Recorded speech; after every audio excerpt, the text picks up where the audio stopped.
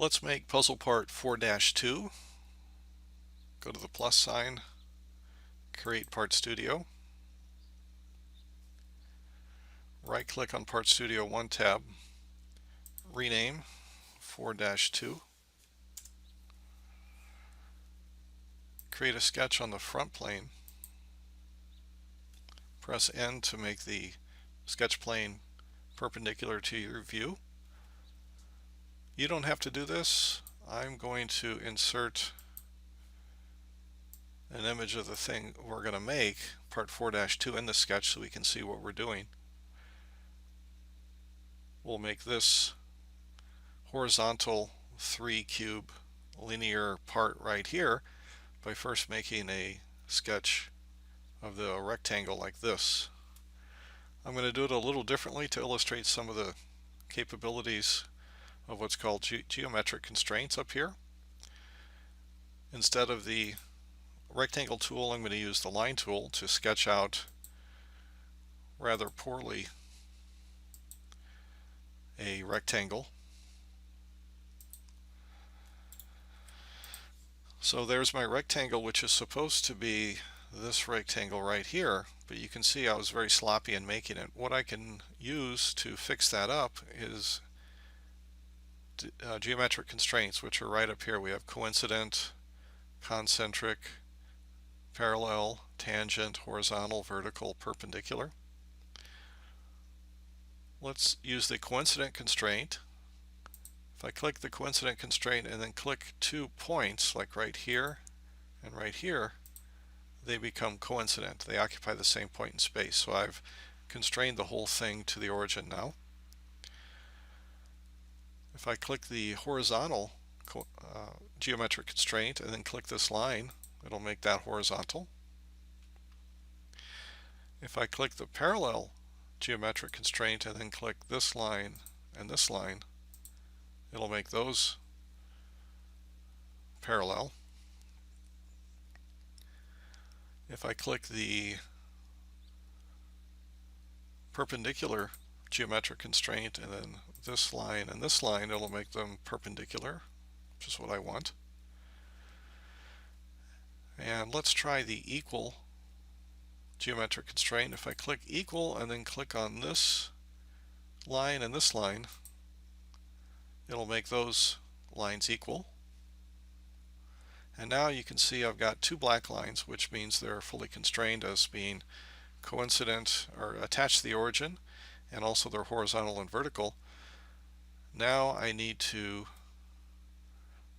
go to the dimension constraint and make this length 3 times 25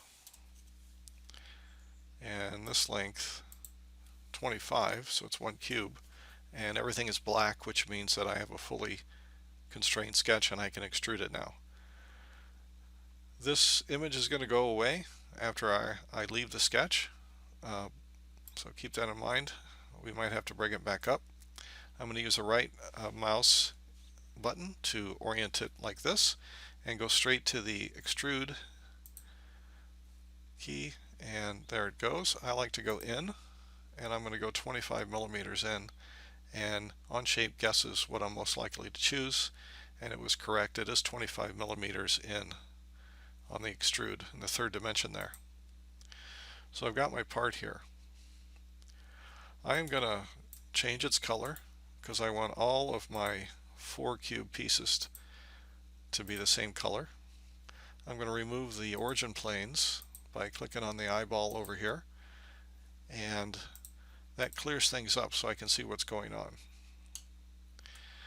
Now, in order to see that picture again, what I can do is go back into that sketch. Again, you don't have to do this. I'm doing it to help us understand what we are trying to build, so I'm going to double click on this sketch just to bring it up again, and you can see the object here.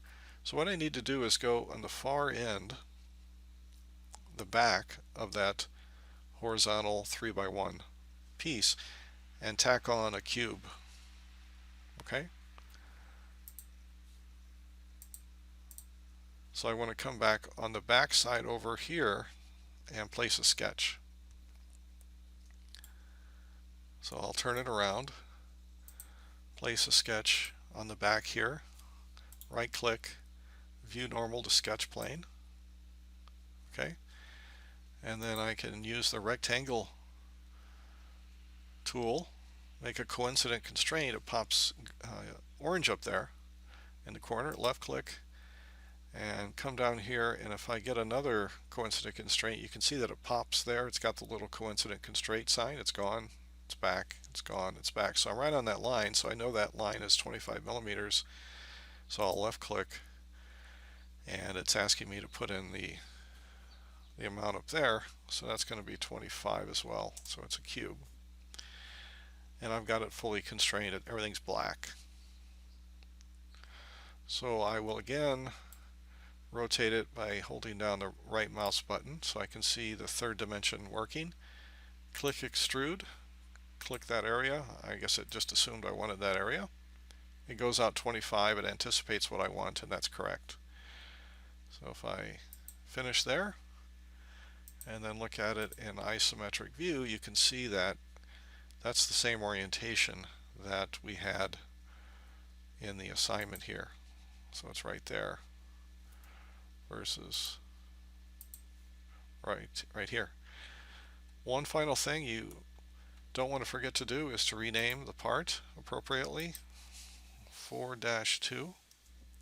Probably should do that as soon as you start making the part. Well, I guess it's hard to do it before the part actually is made. So we've got our part studio named correctly 4-2, our part named correctly 4-2, and we're in the 4-cubes document, so everything looks good there.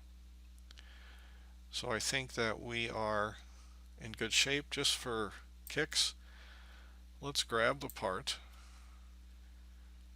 click on display mass properties, and we're told that the volume is 62,500 cubic millimeters. So we expect it to be a round number because we're using nice round numbers for the sizes. We get 62,500. That is a way you can tell if you made this correctly. That is part 4-2.